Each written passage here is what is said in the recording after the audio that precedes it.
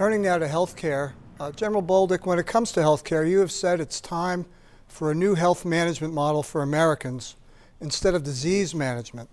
That would include rewards for healthy behavior. Can you explain how that would work? Sure, I think that we got it all wrong, right? And don't get me wrong, I'm not an anti-medicine guy. Medicine has its role, prescriptions have its role, we just need to be responsible with it, and that's both on the doctor's side and the individual side.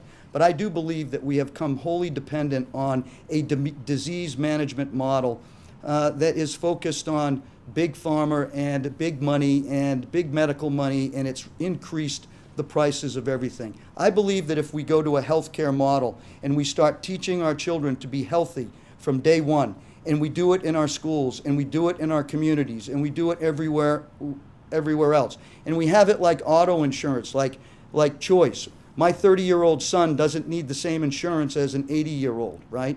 And they can make their choices, and it can be flexible. These kind of ideas will save us money. Getting the federal government out of healthcare is the best thing that we can do, and that includes veteran care. You can't have it both ways. It becomes way too expensive, it becomes inefficient, and it becomes run by bureaucrats. It just doesn't work. We have it both ways now, and it's not working. So we can't conceivably do that and continue to do that. But a healthcare model based on health management is what I've been talking to about people who run hospitals here in this state. And Mr. Messner, you've said that small businesses and families can't afford healthcare costs today. Can you explain your proposal for a free market system and how people with pre-existing conditions would be protected? Yes. First of all, in all circumstances, people with pre-existing conditions should be able to buy health insurance and should have access to health care.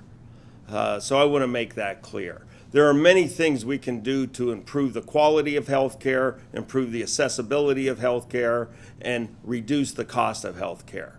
One is transparency in the system, allowing people to see what this stuff costs and make informed decisions. That's very important. In fact, when I was speaking with the hospital executives, that was one of their top recommendations to reduce the cost of health care.